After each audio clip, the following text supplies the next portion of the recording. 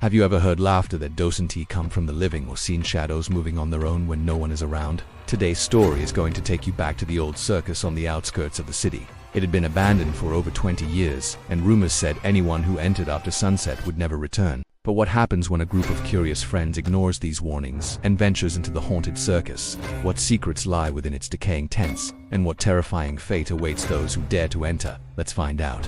It was high school senior year, and the town had just held its annual Founders' Day celebration. In the evening, fireworks lit up the night sky, illuminating the jubilant faces of the townspeople. However, for some teenagers, the festive mood couldn't mask the thrill of mischief. Among them were 4 close friends, Ethan, Mia, Liam, and Zoe. As the festivities drew to a close, they found themselves drawn to the dilapidated Ferris wheel, a relic from the town's bygone era, a reminder of a time when joy and laughter echoed within its carriages. The Ferris wheel stood as a silent sentinel, its rusted frame creaking in the night breeze, its empty cabin swaying gently, as if inviting them to climb aboard. Suddenly, Ethan, always the daredevil, suggested a challenge. Whoever climbed the Ferris wheel and reached the highest cabin would win a prize. Without hesitation, Liam volunteered, with the others cheering him on. He dashed towards the Ferris wheel. However, halfway up, the structure swayed ominously, causing Liam to freeze in fear.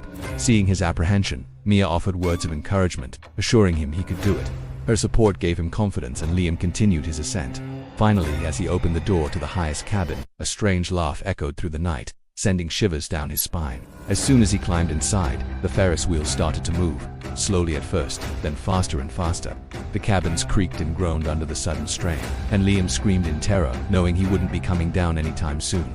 Meanwhile, Ethan, Zoe, and Mia looked on in panic, unsure how to help their friend. As the Ferris wheel spun wildly, its cabins swaying dangerously, Ethan knew they had to do something. He called out to Liam, yelling for him to jump into his arms. But would Liam trust him? And could Ethan catch him before it was too late?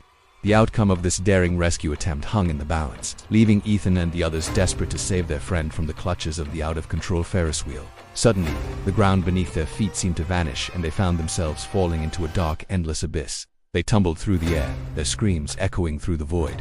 Just when they thought it couldn't get worse, a cold, raspy voice filled their ears. "Welcome to my circus, children.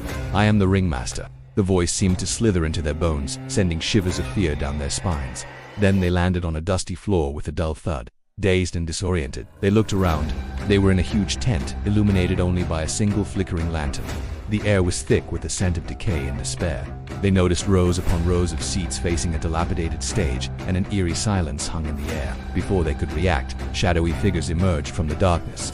Their faces twisted into grotesque smiles, revealing sharp teeth that glinted in the dim light. It was then they realized they weren't dealing with ordinary people, but with sinister beings from another realm, creatures who had been imprisoned within the circus grounds. Fear gripped them as they watched these creatures dance and contort in ways that defied the laws of nature. Their movements were unsettling, their eyes gleaming with an otherworldly light. The ringmaster approached them, his smile never faltering.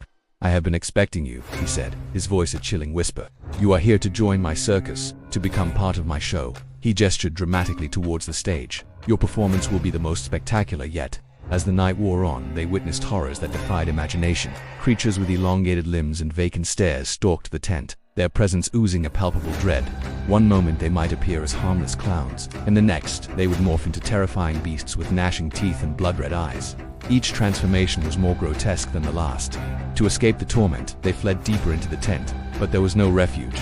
Within the circus grounds, they stumbled upon a group of children dressed in tattered costumes, their faces painted with exaggerated smiles. The sight of these innocent souls, twisted into monstrous grins, sent chills down their spines. As they tried to flee, the painted children pursued them, their laughter echoing with a disturbing undertone. They collapsed on a nearby bench, hoping for a moment of respite, but their relief was short-lived. Suddenly the bench began to shake, and with a sickening crack, it split open, revealing a gaping chasm below. Before they could react, the ground beneath their feet gave way, and they plummeted into the darkness. They fell for what seemed like an eternity, their screams swallowed by the void. Finally, they landed on a cold, hard surface with a dull thud. Panting and bruised, they slowly sat up, their eyes struggling to pierce the gloom. When their vision cleared, they realized they had landed in a subterranean labyrinth. The walls were adorned with grotesque paintings depicting scenes of unimaginable horror. The air was thick with the stench of decay and something else, something faintly metallic, like the coppery tang of blood. Then they heard it, a low, guttural growl that reverberated through the tunnels. They whirled around to face the source of the noise, their hearts pounding in their chests. Emerging from the shadows was a creature unlike anything they had ever seen before. Its eyes glowed with an eerie green light, and its teeth, bared in a snarl, seemed to gleam like polished ivory. The creature lunged at them, and they fled, their screams echoing through the underground labyrinth. They ran blindly, the creature's heavy breathing close behind them, its claws scraping against the tunnel walls, sending showers of sparks flying. Adrenaline surged through their veins as they raced through the subterranean corridors, the creature's relentless pursuit pushing them to their limits. Just when they thought they had lost it, they turned a corner and found themselves in a large cavern. In the center stood a mirror, its surface tarnished and cracked. But it wasn't the mirror itself that held their attention. It was the reflection that stared back at them. In the grimy glass, they saw not their own terrified faces, but the grotesque visage of the creature that had been pursuing them. Its eyes blazed with a malevolent fire, its snarling lips promising untold horrors. But there was something else in the mirror, something that made their blood run cold. Behind them they saw the grinning face of the ringmaster, his eyes twinkling with amusement. "Well met, children," his voice echoed with mockery. "Care to join me for a dance?" He extended a gloved hand towards them, his smile widening into a grotesque parody of welcome. They had stumbled upon a terrifying truth. The labyrinth was a trap, a twisted game orchestrated by the ringmaster himself. The creature, nothing but a mere pawn in his macabre scheme. The mirror, a portal to another dimension, a gateway to unimaginable horrors. And they were caught in the center of it all. Now they must use all their wits and courage to navigate this treacherous labyrinth, to confront the ringmaster and escape the clutches of the beast. Their survival hung in the balance, their fates intertwined in a terrifying game of cat and mouse. Would they be able to outsmart the ringmaster and break free from the labyrinth, or would they become another gruesome chapter in the circus's horrifying history? Only time would tell.